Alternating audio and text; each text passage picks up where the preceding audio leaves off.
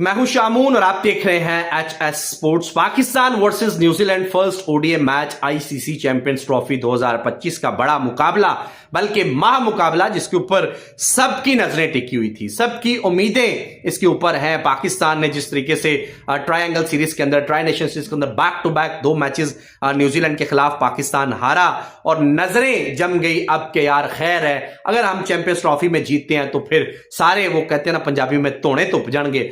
वो तोने आज दुपेंगे नहीं दुपेंगे, इसके ऊपर बात करते हैं। क्योंकि पाकिस्तान के मोहम्मद रिजवान कप्तान ने टॉस जीत के पहले बॉलिंग करने का फैसला कर लिया। कितना अच्छा साबित हुआ है वो, इसके ऊपर वर्ल्ड मीडिया क्या कह रहा है, इसके ऊपर आगे चल के बात करते हैं। Indian media reaction on Pakistan bowling versus New Zealand first ICC Champions Trophy 2025 के मैच के अंदर। एंड फिर Pakistan need 321 runs to win versus New Zealand first ODI match ICC Champions Trophy 2025। और फखर जमान और बाबर आजम के ऊपर, बाबर आजम एंड फखर जमान के ऊपर बहुत सारी नजरें टिकी हैं। इंडियन मीडिया का क्या कहना है, इसके ऊपर आगे चल के बात करते हैं। Vikrant Gupta reaction, Vikrant Gupta statement on Pakistan bowling and batting versus New Zealand first ICC Champions Trophy 2025 का मैच। और फिर फखर जमान की इंजरी की भी आपको अपडेट देंगे, क्योंकि फखर जमान पहले ओवर की दूसरी गेंद पर इंजर्ड होकर मैच से बाहर चले गए थे।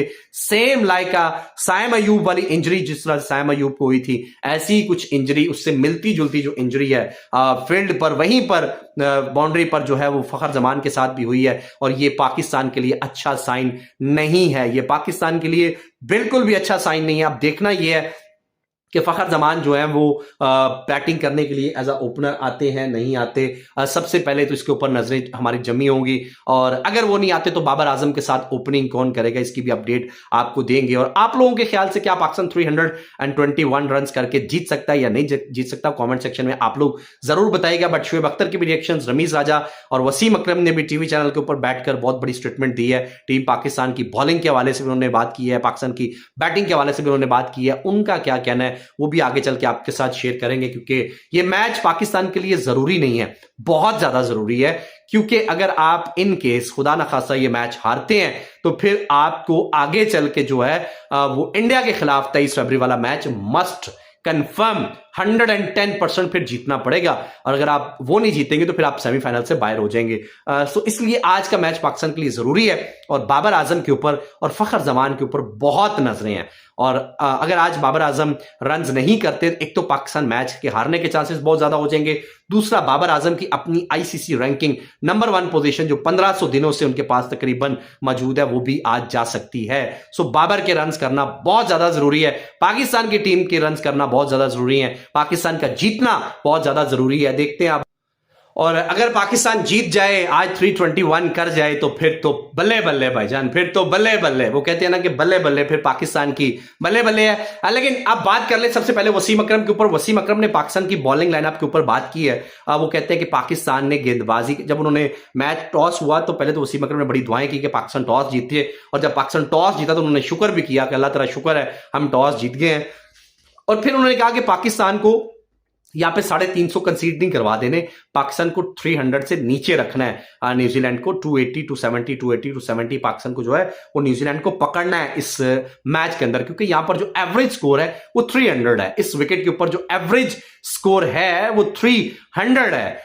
सो अगर बात कर लें तो वसीम अकरम का कहना था कि पाकिस्तान की बॉलिंग लाइनअप को 270 टू 80 तक पकड़ना पड़ेगा। लेकिन जब पाकिस्तान ने इतने रन कंसीड करवाए तो फिर वसीम अकरम ने बताया कि पाकिस्तान ने 40 टू 50 रन ज्यादा कंसीड करवा दिए, और इसमें कोई दो राय नहीं है। शुएब अख्तर ने जो स्टेटमेंट दी थी, शुएब अख्तर का भी 280 290 280 तक, वो कहते हैं कि पाकिस्तान की बॉलिंग लाइनअप को मैक्सिमम 290 तक जो है वो इंडिया को न्यूजीलैंड को जाने देना चाहिए, इससे ऊपर रन नहीं बनने चाहिए। और मैंने जो प्रेडिक्ट किया था, जो मुझे लगता था, मैंने भी 290 280 290 280 यानी मैंने 300 से नीचे ही मैंने कहा था कि पाकिस्तान की बॉलिंग लाइनअप न्यूजीलैंड को पकड़ लेगी। और 40 ओवर्स तक तो पाकिस्तान ने बड़ी जबरदस्त गेंदबाजी की है, लेकिन उसके बाद फिर बहुत ज्यादा रन कंसीड करवाए हैं। उसके बाद तो फिर सारे गेंदबाजों को, हारिस रऊफ को बहुत रन लगे हैं। थोड़े से स्टैट्स आपके साथ फिर शेयर करूं, पहले तो बता दूं आपके साथ थोड़े से स्टैट्स।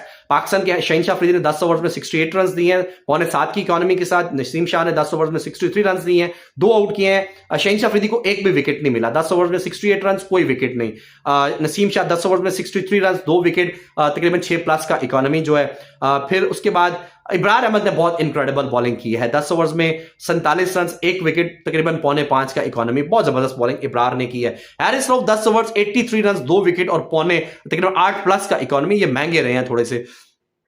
खुशनीर शाह 10 ओवर्स में 40 रन, तकरीबन 5.25 का इकोनॉमी, कोई विकेट नहीं है इनका भी। आगा सुलेमान ने 3 ओवर्स में 15 रन दिए हैं, 5 का इकोनॉमी रहा है। मुझे यह समझ नहीं आई कि जब हारिस रऊफ को मार ज्यादा पड़ रही थी तो मेरा ख्याल है कि 1 ओवर हारिस रऊफ का आगा सुलेमान को देख लेना चाहिए था। अगर 1 ओवर में मजीद वो 5, 6, 7 की इकोनॉमी से बॉलिंग करता, 5, 6 की इकोनॉमी से, तो दोबारा 1 ओवर और दे दिया जाता। तो मेरा ख्याल है कि 1-1 ओवर देख के हारिस रऊफ का कट करते रहते और आगा सुलेमान से करवाते रहते, क्योंकि उसने 3 ओवर्स में सिर्फ 15 रन दिए हैं और उसके विकेट लेने के चांसेस भी थोड़े से ज्यादा थे, क्योंकि हारिस रऊफ को बिल्कुल भी मदद नहीं मिल रहा था बॉल के साथ और ना ही नसीम शाह को मिल रहा था। विल यंग ने बड़ी जबरदस्त बैटिंग की है, 107 रन बनाए, 113 गेंदों, 12 चौके, 1 छक्का, 94 का strike rate. David Conway 10, Callum Wilson 1, Daryl Mitchells 10 और टॉम लैथम 118, 104 गेंदें, 10 चौके, 3 छक्के, 113 का strike rate. Glenn Phillips 61 run and 39 balls, 3 चौके, 4 छक्के और 156 का स्ट्राइक रेट। पाकिस्तान को 321 run to need win versus New Zealand. और अब पाकिस्तान की टीम के लिए मैच जीतना बहुत ज्यादा जरूरी है। Indian media reaction on Pakistan bowling. सबसे पहले तो विक्रांत गुप्ता की बात कर ले। विक्रांत गुप्ता कहते हैं कि पाकिस्तान की गेंदबाजी ने 20 रन ज्यादा दिए हैं। वो कहते हैं 300 तक भी होते तो पाकिस्तान की टीम के लिए इतनी प्रॉब्लम नहीं थी,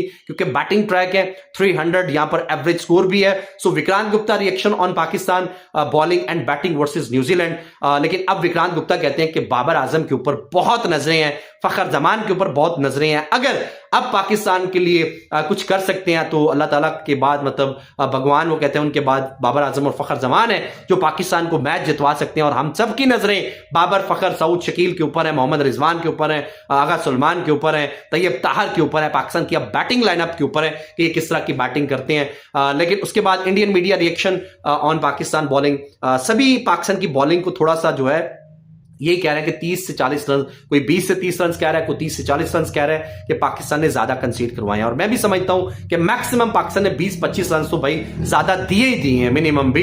इससे मतलब 350, 295, 300 तक जो है वो समझ आ रहा था, लेकिन उससे ऊपर जो 21 रन पाकिस्तान को मजीद करने हैं वो थोड़े से एक्सपेंसिव है। लेकिन फिर भी अगर फखर जमान, बाबर आजम का बल्ला चलता है, मोहम्मद रिजवान, आगा सुलेमान, तैयब ताहर और फिर सऊद शकील का बल्ला चलता है, पाकिस्तान की बैटिंग इनक्रेडिबल परफॉर्म करती है, तो पाकिस्तान जीत सकता है। आप लोग अपनी राय कमेंट सेक्शन में जरूर बताइएगा। मैच के बाद फिर मुलाकात होगी, बहुत सारी बात होगी। वीडियो को लाइक कीजिए, शेयर कीजिए और सब्सक्राइब तो जरूर किया करें, हमारी इस छोटी सी यूट्यूब फैमिली का हिस्सा बना करें, क्योंकि आगे बहुत क्रिकेट है। थैंक यू सो मच आप लोगों के सपोर्ट के लिए। लाइक, शेयर और सब्सक्राइब कीजिएगा।